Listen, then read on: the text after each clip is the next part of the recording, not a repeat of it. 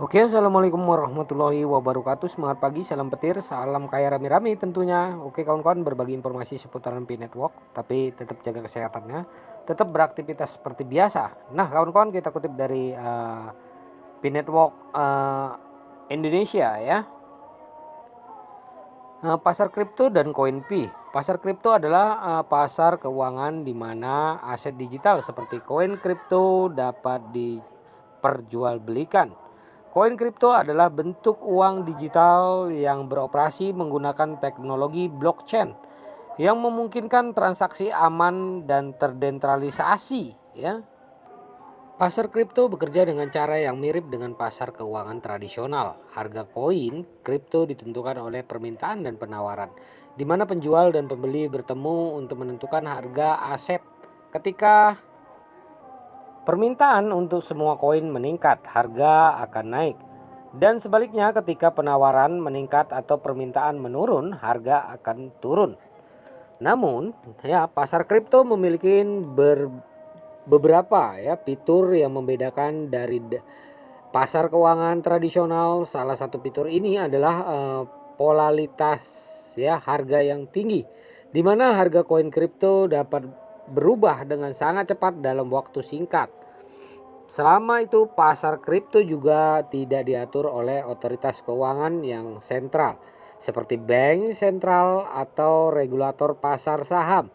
Hal ini berarti harga koin kripto tidak dipengaruhi oleh kebijakan moneter atau kebijakan pemerintah, melainkan oleh faktor pasar yang dan kepercayaan pengguna.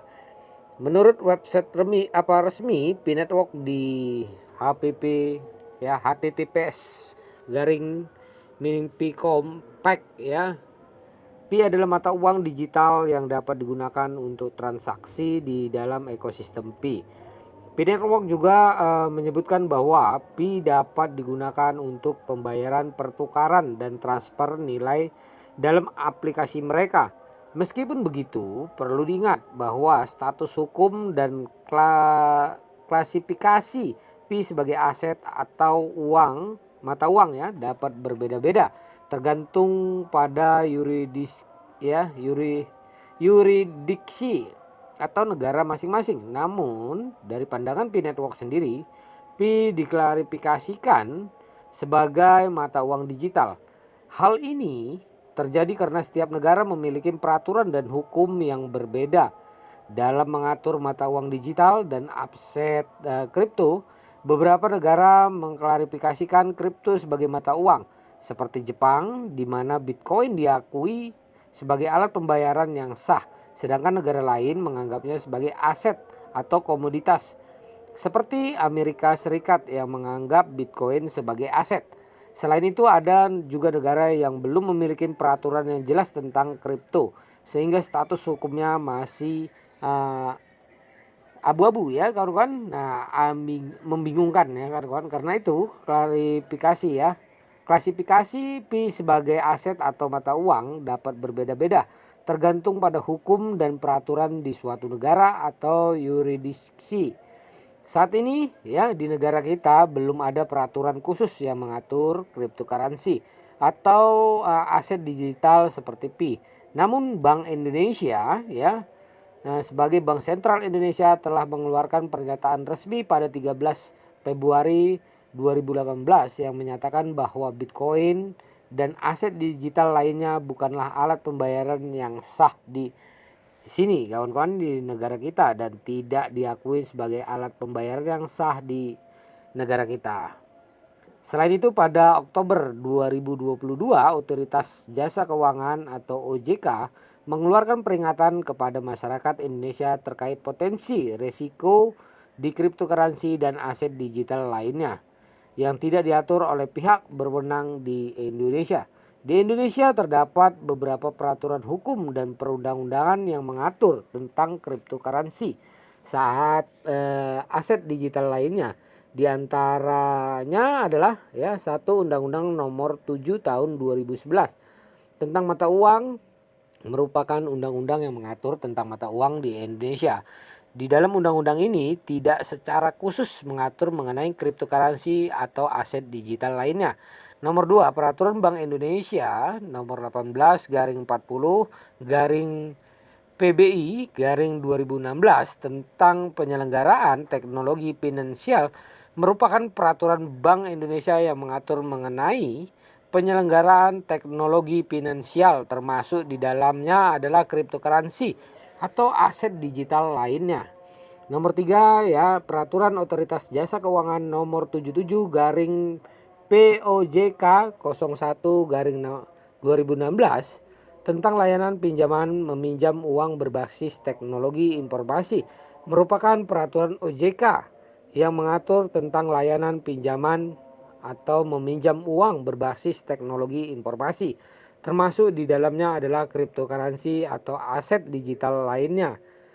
Nah, kawan-kawan, nomor 4, Peraturan Otoritas Jasa Keuangan nomor 12 garing POJK ya 03 garing 2020 tentang penyelenggaraan teknologi finansial berbasis aset kripto merupakan peraturan OJK yang mengatur tentang penyelenggaraan teknologi finansial berbasis aset kripto, termasuk di dalamnya adalah cryptocurrency atau aset digital lainnya. Yang kelima, Peraturan Direktorat Jenderal Pajak nomor per ya 16 garing PJ garing 2019 tentang tata cara pelaksanaan penghitungan, penyetoran dan pelaporan pajak penghasilan atau transaksi aset kripto merupakan peraturan yang sangat mengatur mengenai pajak atas transaksi aset kripto di Indonesia. Nah, peraturan-peraturan tersebut merupakan beberapa contoh peraturan hukum dan perundang-undangan di Indonesia yang mengatur tentang cryptocurrency atau aset digital lainnya. Namun demikian, peraturan-peraturan tersebut masih terus berkembang seiring dengan perkembangan teknologi dan kebutuhan pasar. Sebagai kesimpulan, bahwa status hukum pi atau cryptocurrency secara umum dapat berbeda-beda tergantung pada yurisdiksi atau negara masing-masing.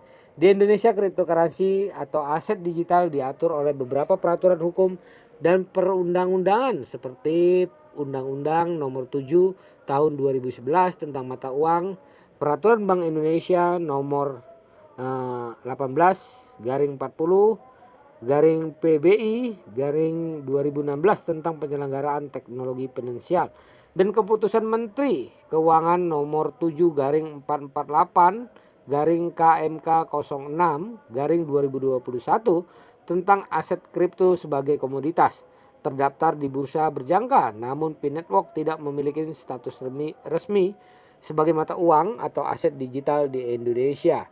Nah, inilah kawan-kawan moderator ya menjelaskan tentang peraturan-peraturan di Indonesia ya kawan-kawan. Nah, oke kawan-kawan ya, di dunia ini tidak ada yang tidak mungkin. Pi Network saat ini masih dalam pengembangan ya, 230 negara sudah masuk dalam jaringan Pi, dan perlu diingat saat ini adalah era digitalisasi dan seluruh negara sudah menggunakan yang namanya uang digital, dan di Indonesia sendiri sudah banyak yang menggunakan seperti Oppo, Link ya, Link Aja, Dana dan lain-lain. Tidak menutup kemungkinan Pi akan hadir dengan kemasan yang berbeda.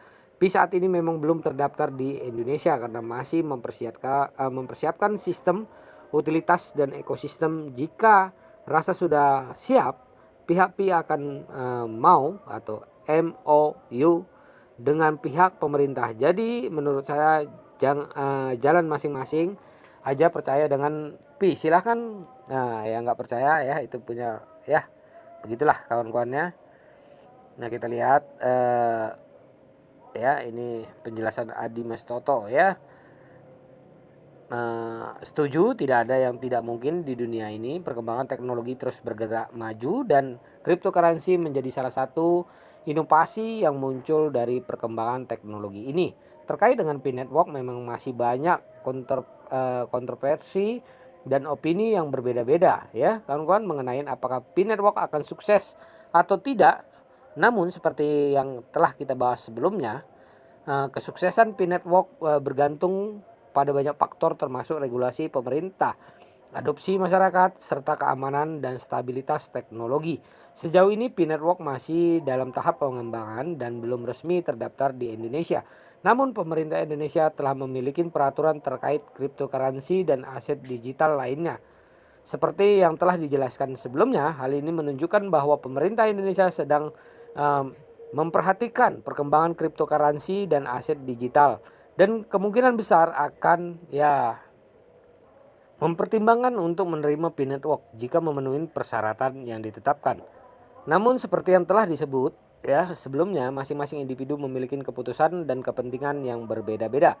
Bagi mereka yang tertarik dengan P-Network, mereka dapat melanjutkan untuk bergabung dengan jaringan ini dan melihat bagaimana perkembangan P-Network di masa depan. Sementara bagi yang tidak tertarik, wassalam saja ya kawan-kawan.